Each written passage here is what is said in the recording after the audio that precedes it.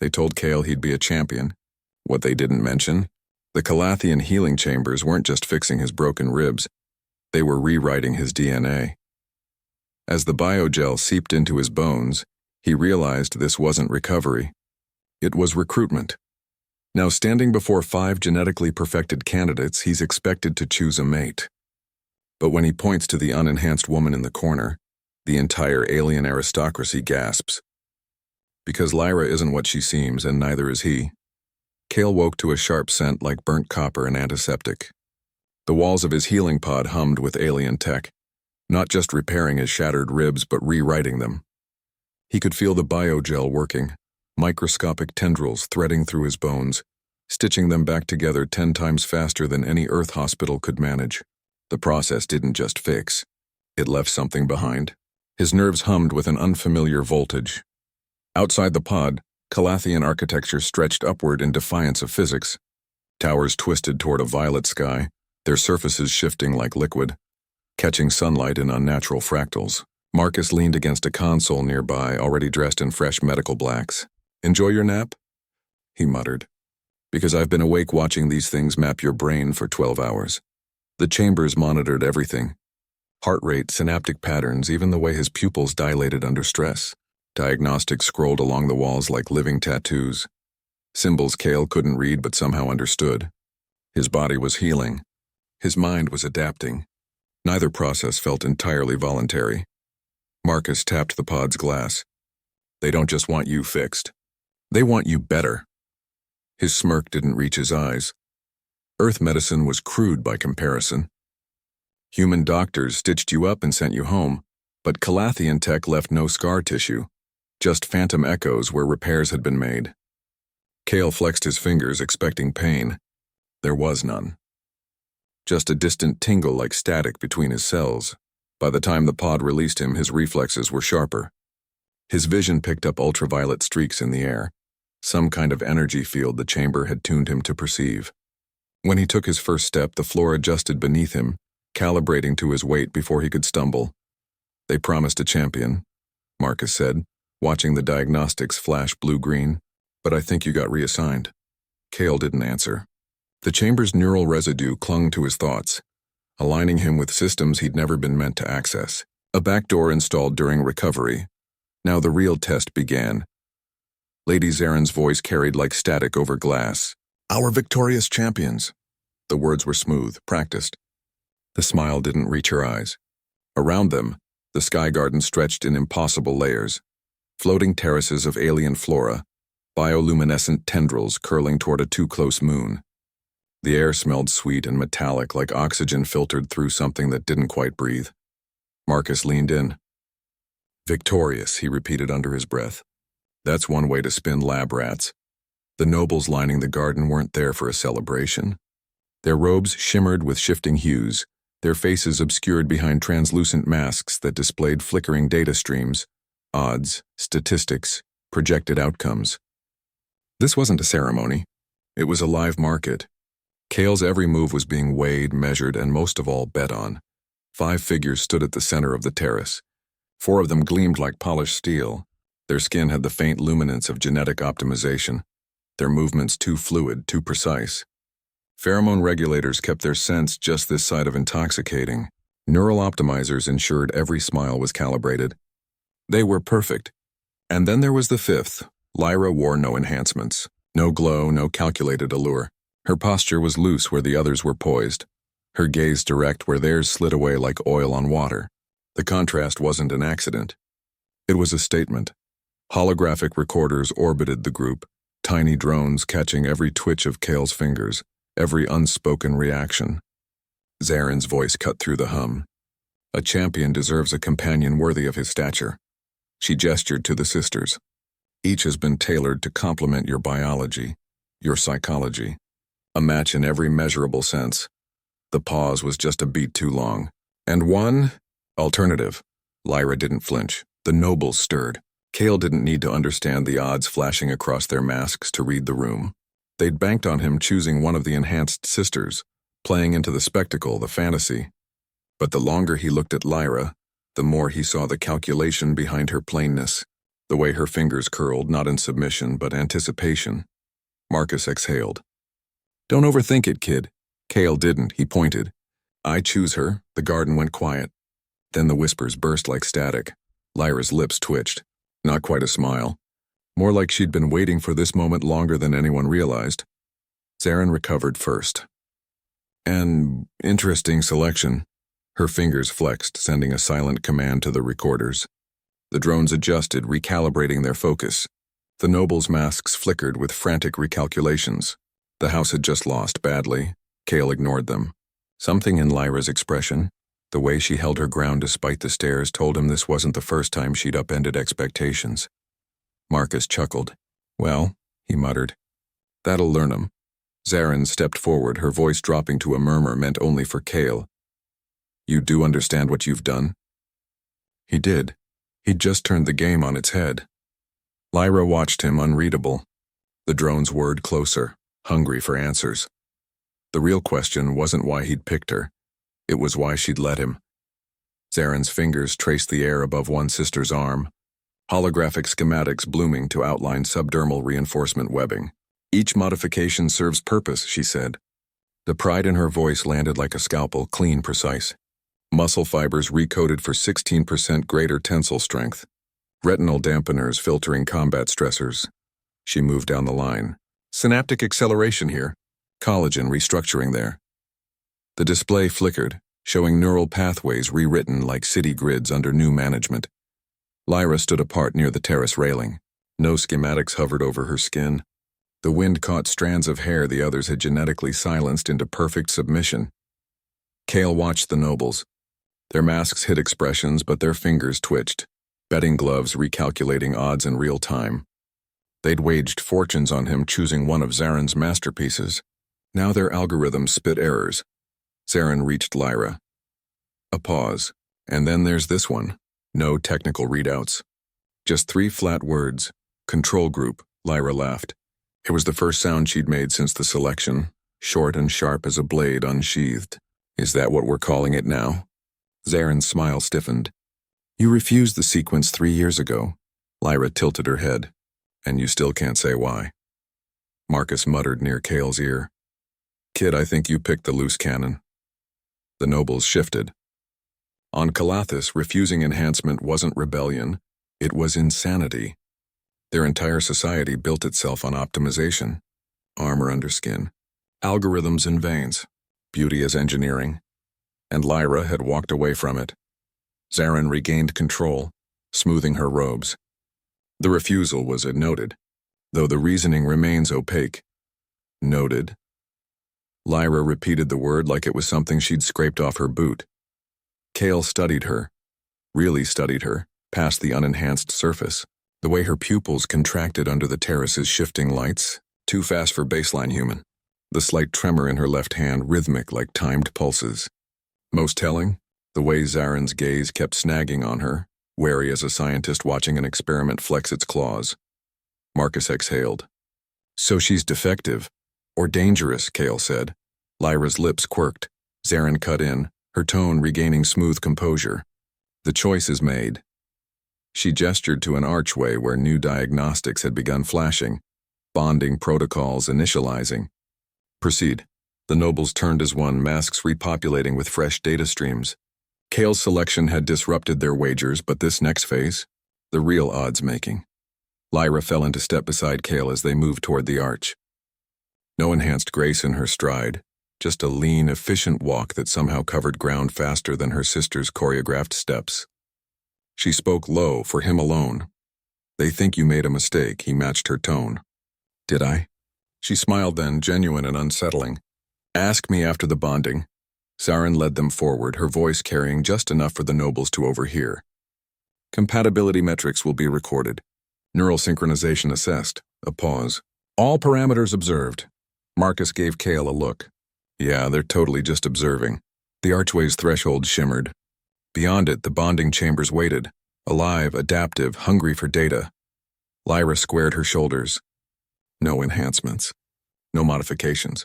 Just quiet, coiled readiness, Cale breathed out. Every instinct said this woman wasn't the error in the equation. She was the variable that broke it. Now, The bonding began. The chamber walls pulsed like veins, expanding and contracting in time with some unseen heartbeat.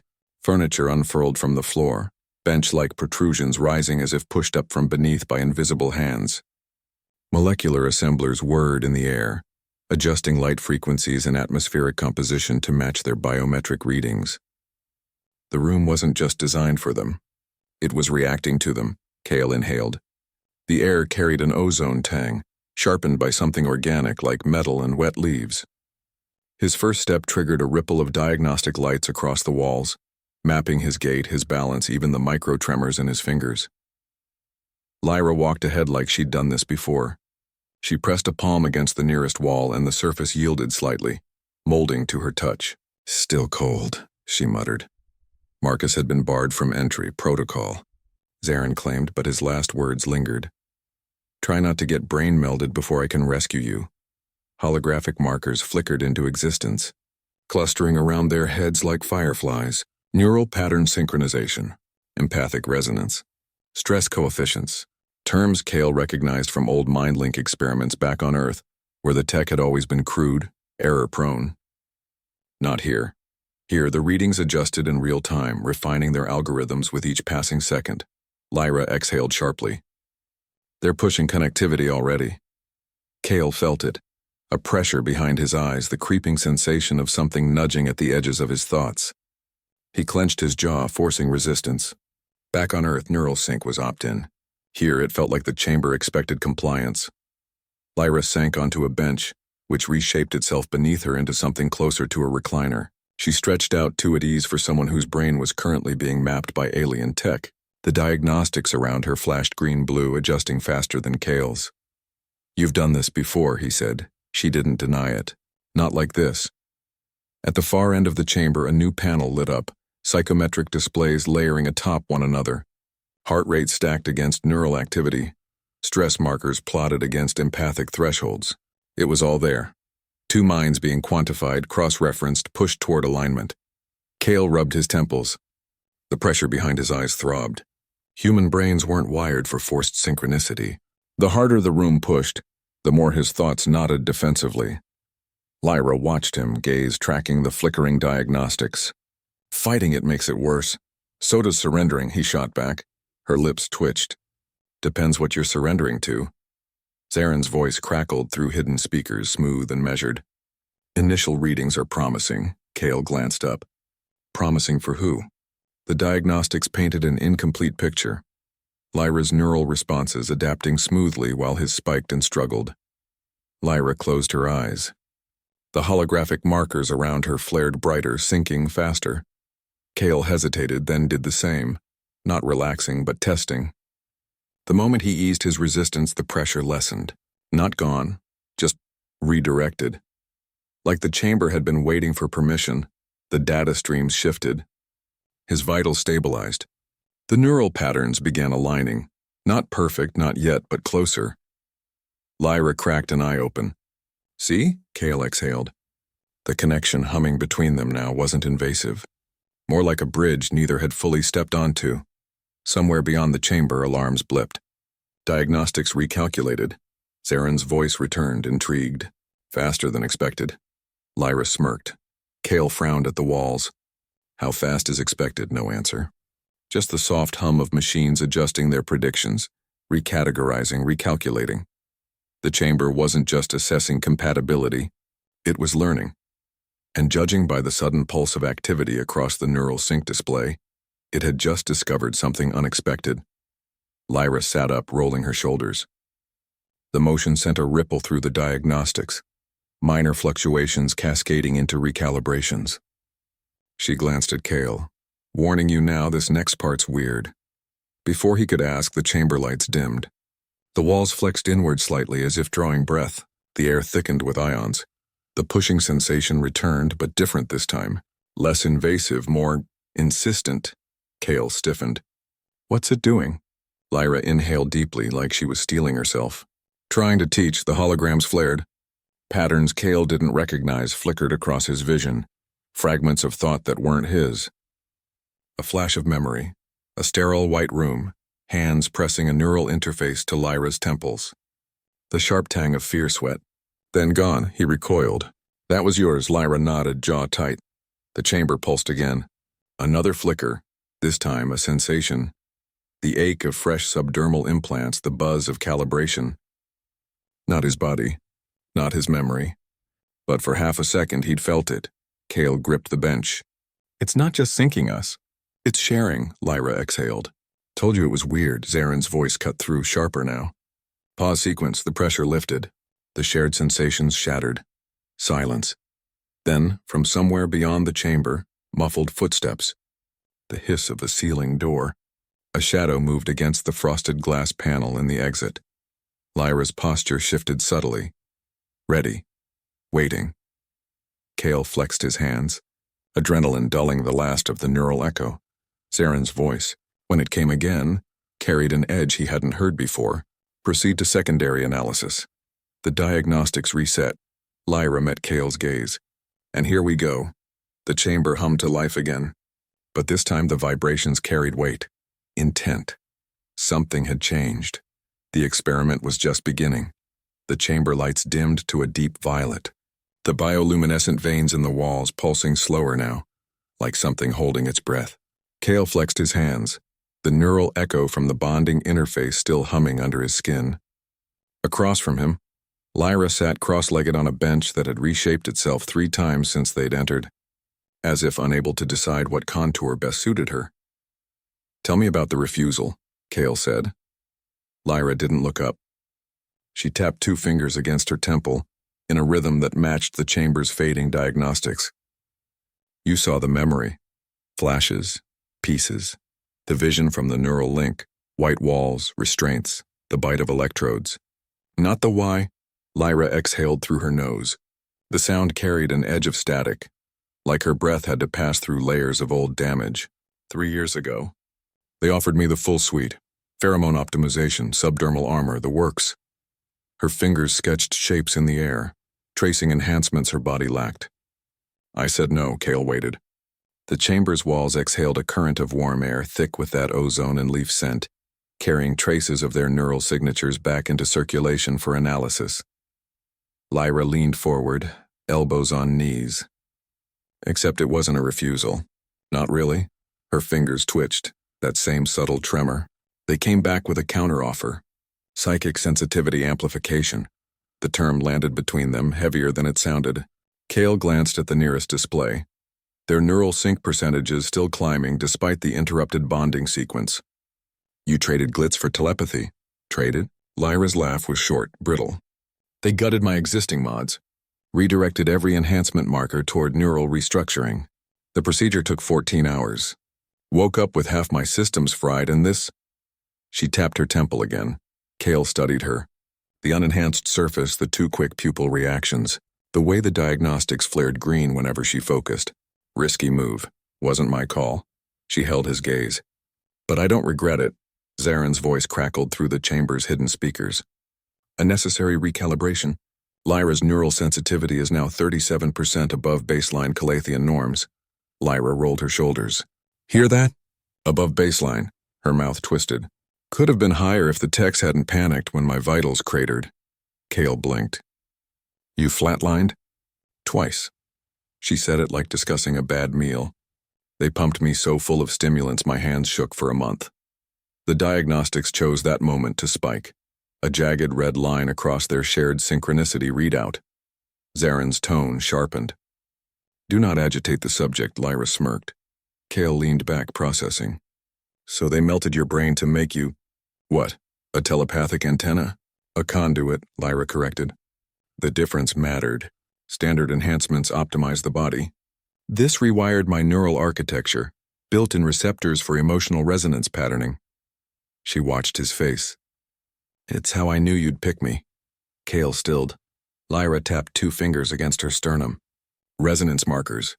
You broadcasted them from the second you walked into that garden, like a broken transmitter. The memory surfaced. Cale standing before the sisters, his pulse hammering while the nobles placed bets. Lyra, watching him from the edge of the group. Not ignoring him, listening. Cale exhaled. You felt it. Felt? No, Lyra tilted her head. More like tracing ripples in dark water.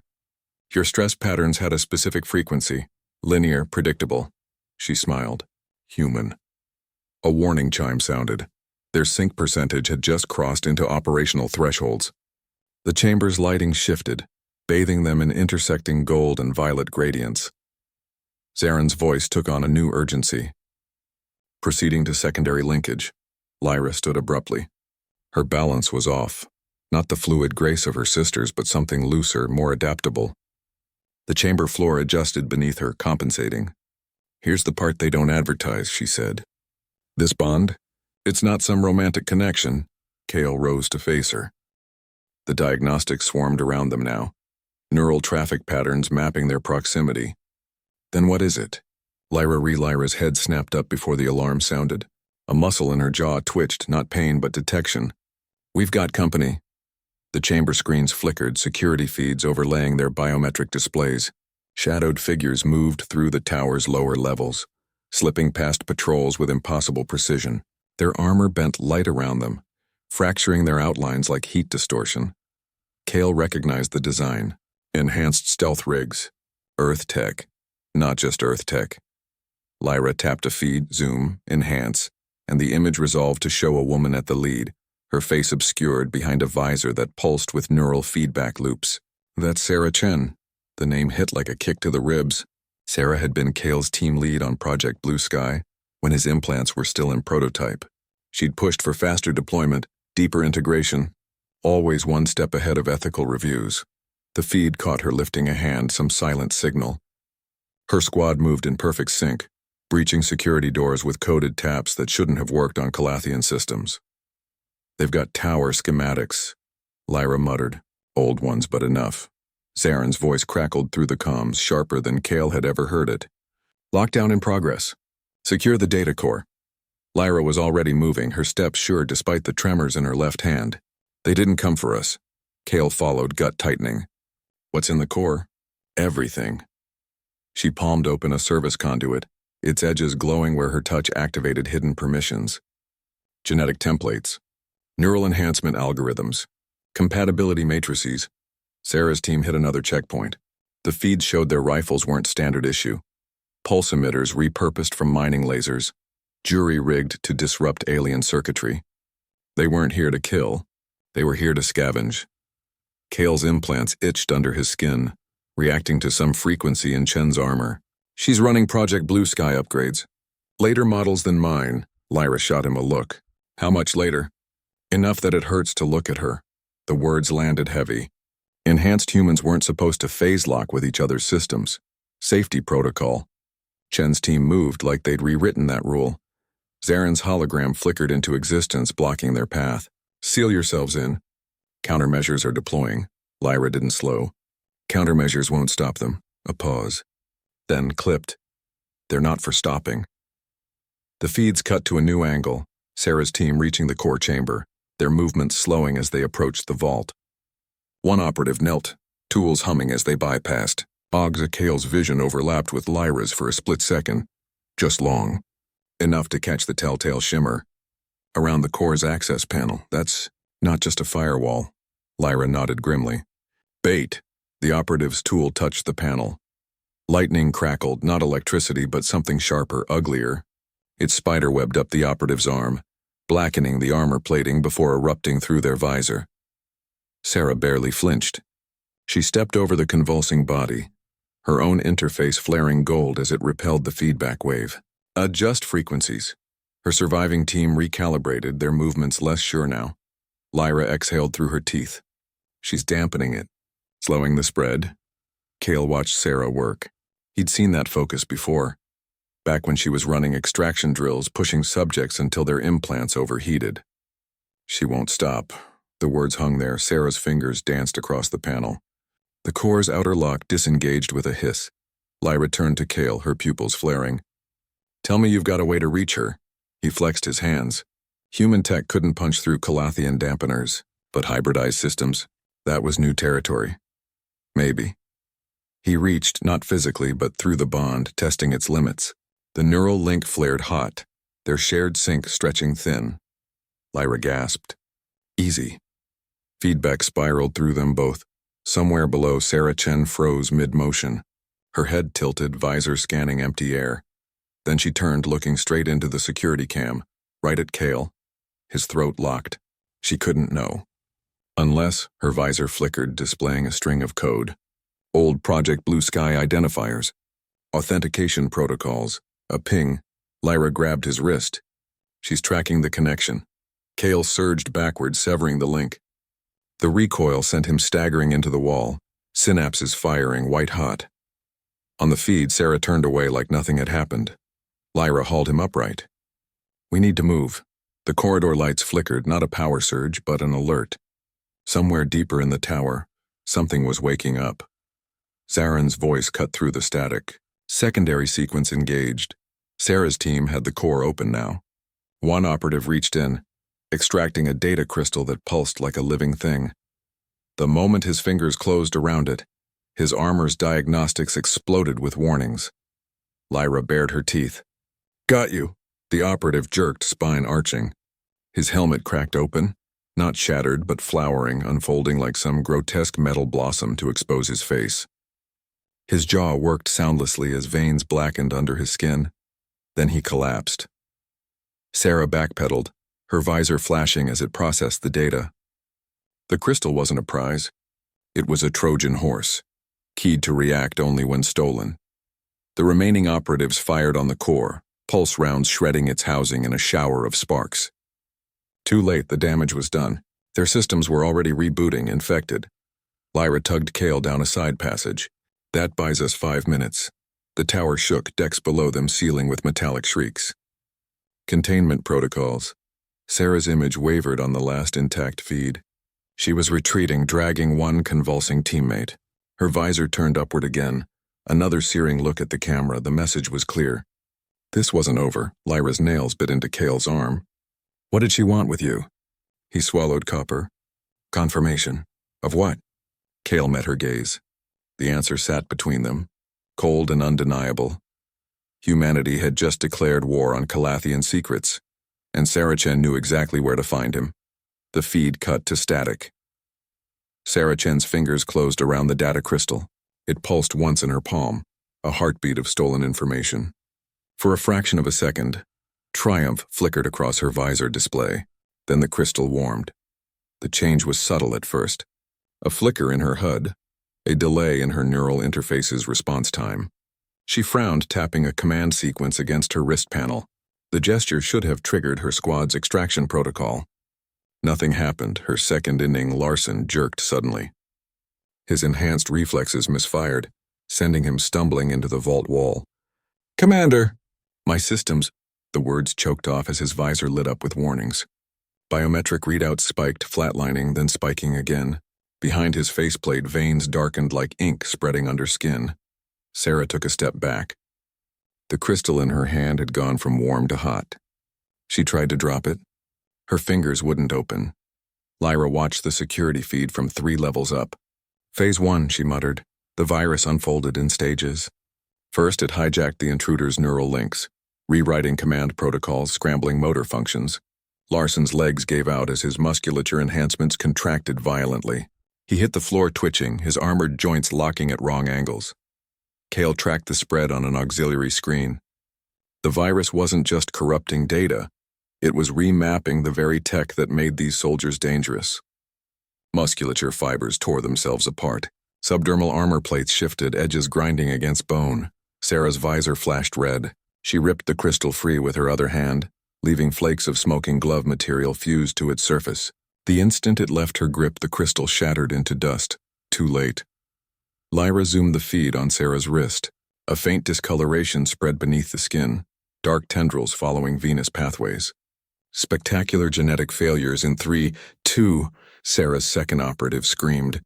The sound cut through even the tower's soundproofing, raw, unmodulated agony.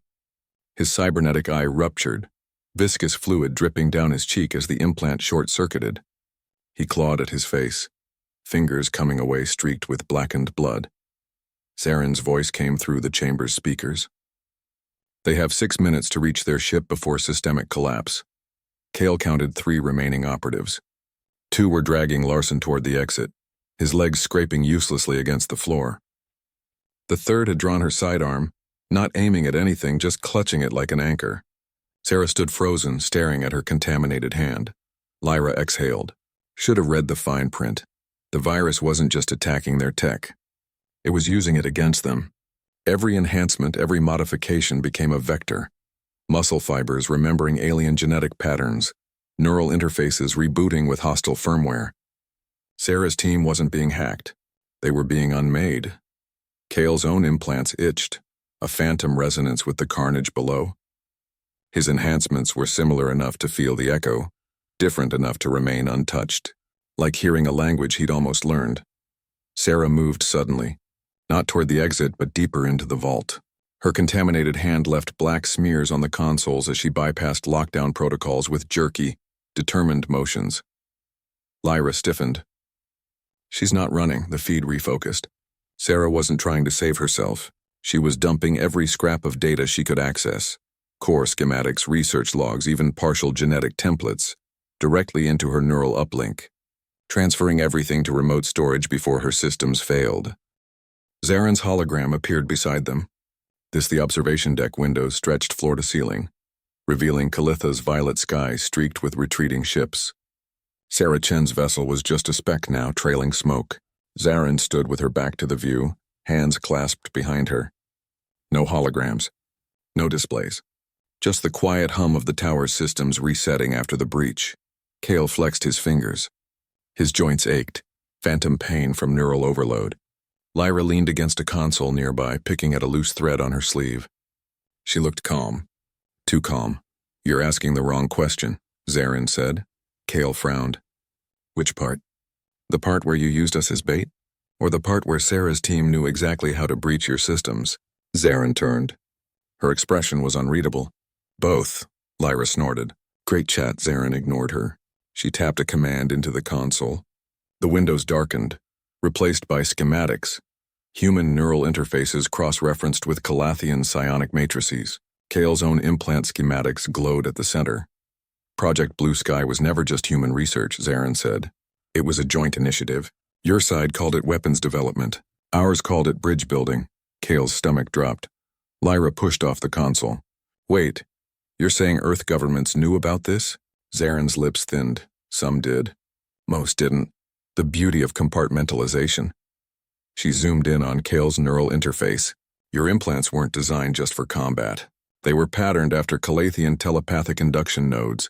The pieces clicked, the way his enhancements synced with Lyra's restructured mind. The visions during bonding. The eerie resonance with Sarah's tech before it failed. You're a living conduit, Zaren said. Human enough to pass, Calathian enough to link, Lyra whistled low. So that's why the bonding worked. Two halves of a whole. Kale's pulse pounded in his ears. The gladiator trials. The healing chambers. All of it. Assessment phases, Zaren finished. We needed to see if a human mind could adapt. She gestured to Lyra, and if a recalibrated Calathian neural net could sync with it. Lyra's fingers twitched. Recalibrated. That's one word for it. The screens changed again, showing Kale's fight records, his medical stats pre- and post-modification, even brain scans from the bonding chamber. Everything quantified, analyzed, optimized. Zaren stepped closer. Sarah Chen's faction wants the data for their own ends. Weaponization, control. She tilted her head. We had another purpose, Kale's throat tightened. Which is? Integration. The screen shifted once more, showing not just schematics but deployment logs. Dozens of humans with subtle modifications. Some military, some civilian, all unknowingly fitted with prototype interfaces. Lyra's breath caught. You seeded Earth with these? Test cases, Zaren corrected. Most never activated. A handful showed promise. Her gaze locked on Kale. You synced? The room felt too small suddenly. Kale's skin itched with the memory of the bonding chamber's invasive scans. The way his thoughts had briefly meshed with Lyra's like gears clicking into place. Lyra was staring at her hands. That's why they picked me. The neural reset wasn't just about sensitivity. It was about compatibility, Zaren nodded. Your refusal of standard enhancements made you ideal. Fewer competing systems, Kale barked a laugh. So what now? We're just, what, recruits? Zaren didn't blink.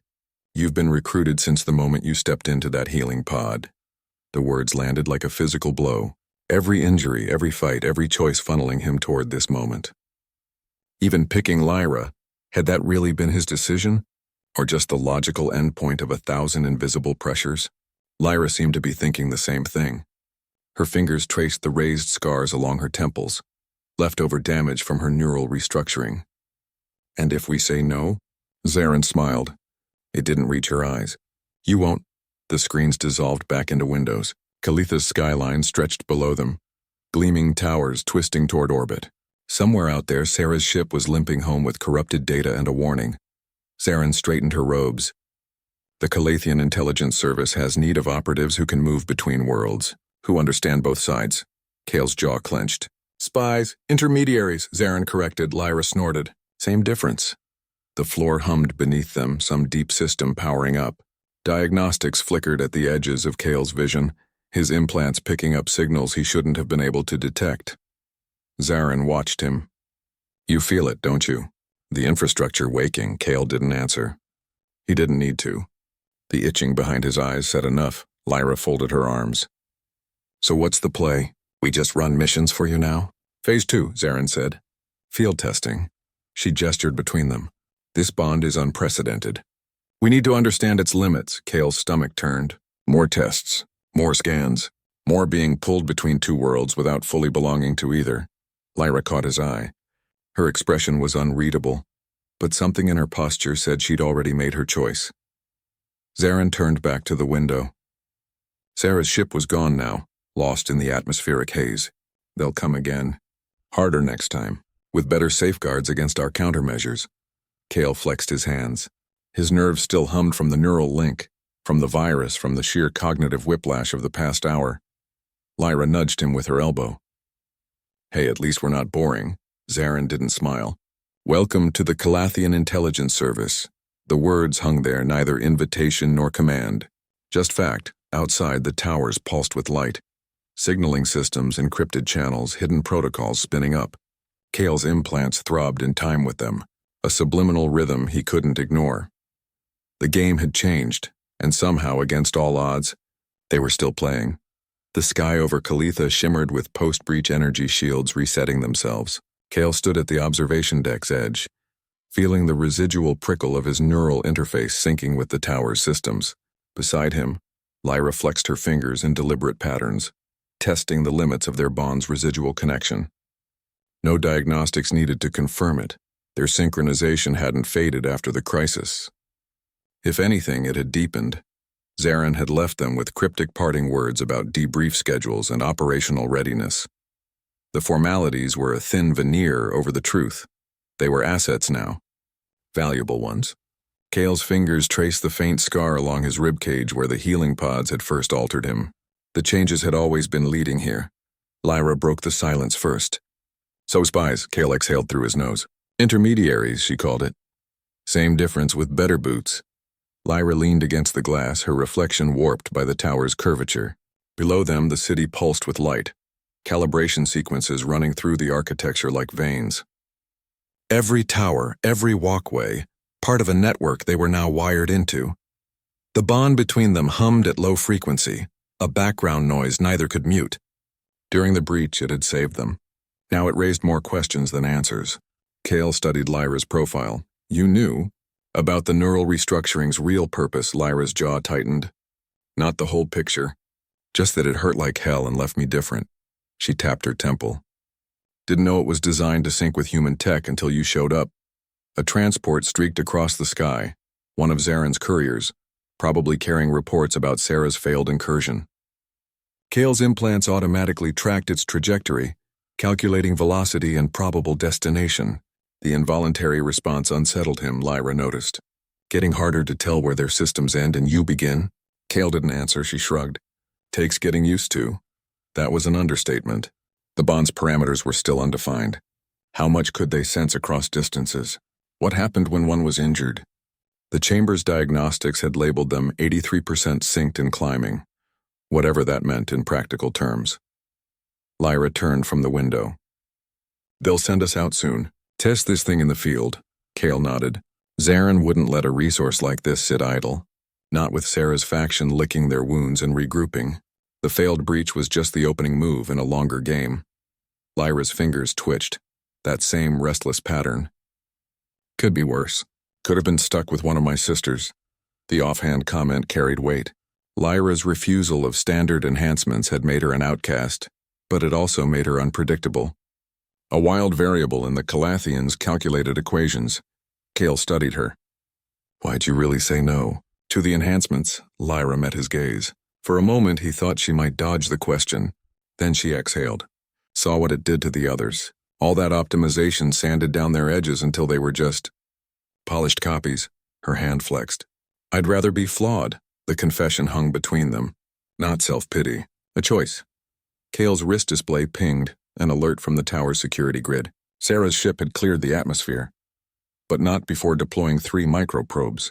Surveillance devices, probably. The aftermath was already beginning. Lyra peered at the alert.